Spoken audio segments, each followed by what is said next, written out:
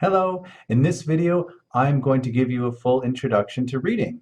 This includes how the scoring works, the questions, the types of questions that are on the test, and how the academic and general texts are different.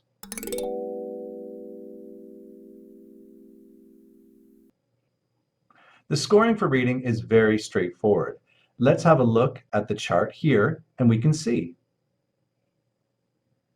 As you can see, it starts with 40, which is band 9, and then 39, which is 8.5. And you can look down the chart and see, how many correct answers you need to get a certain score.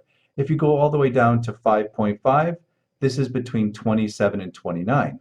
But as soon as you go up to 30, you get 6. So this gives you an idea of how many you should have correct when you're doing practice tests.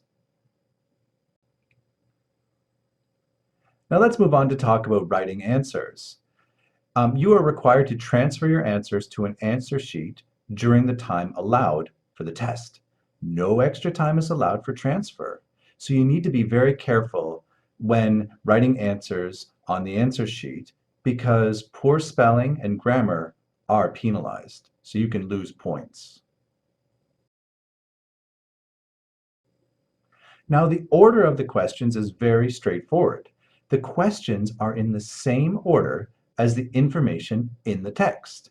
That is, the answer to the first question in this group will be located in the text before the answer to the second question, and so on. So you don't have to worry about an answer being later in the text. It's always question 1, you'll find it in the reading. Question 2 is after that, and then question 3.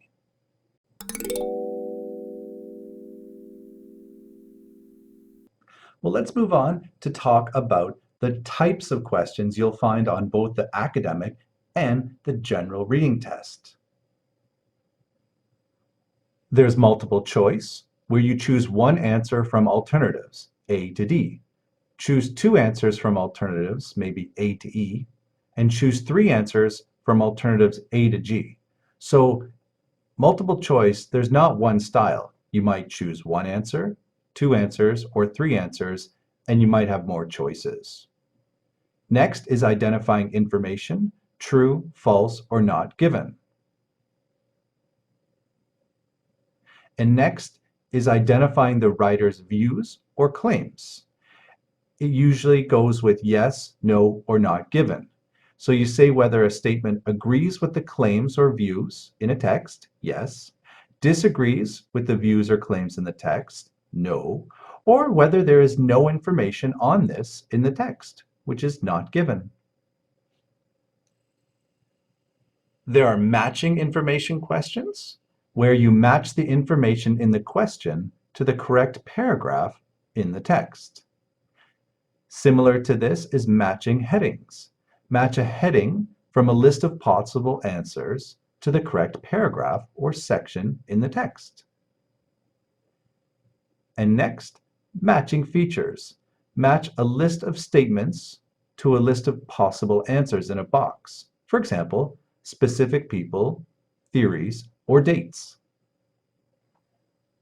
There's also matching sentence endings. So you complete a sentence by choosing a suitable ending from a box of possible answers. There's sentence completion, where you complete a sentence with suitable word or words from the text within the word limit given. Then there's notes, summary, table, flowchart completion, where you complete notes or a summary or table or flowchart with a suitable word or words from the text within the word limit given. You might have to label a diagram. So you label a diagram with suitable word or words from the text, or by choosing from a box of possible answers. There could also be short answer questions. So you answer questions using words from the text in the word limit given. And finally, there's multiple matching. Match the information in the question to the correct short text or advertisement. Now let's go into detail of what type of tasks you can expect in an academic reading test. Texts are taken from books, journals, magazines, newspapers, and have been written for a non-specialist audience. All topics are of general interest. This means anybody should know them. They deal with issues which are interesting, recognizably appropriate, and accessible to test takers entering undergraduate or postgraduate courses or seeking professional registration. What this means is they choose texts that they feel are appropriate to everybody around the world and use topics that everyone should understand.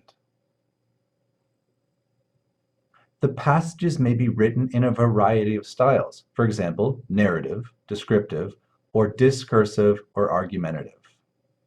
At least one text contains detailed logical argument. This is often a lecture. Text may contain nonverbal materials, such as diagrams, graphs, or illustrations.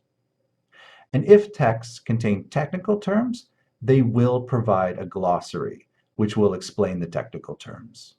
Now, for the general reading, it's much more obvious and predictable what you can expect because there's 3 sections and they each have a specific task. The first section is called Social Survival. It always contains text relevant to basic linguistic survival in English, with tasks mainly about retrieving and providing general factual information. For example, notices, advertisements, or times tables. The second section is like workplace survival. So it focuses on workplace context. For example, job description, contracts, and self-development and training materials. Now you might get lucky and it might be about a job context that you're familiar with, but it might also be a different job context. A good example of this is it might be a meeting in a kitchen, with cooks and wait staff talking about new procedures. The third section, general reading, involves reading a more extended prose. Extended prose just means, more of an essay type or more of a philosophical topic with a more complex structure. Here the emphasis on the descriptive and instructive rather than the argumentative text in a general context relative to the wide range of test takers involved. For example, newspapers, magazines, fictional and non-fictional book extracts.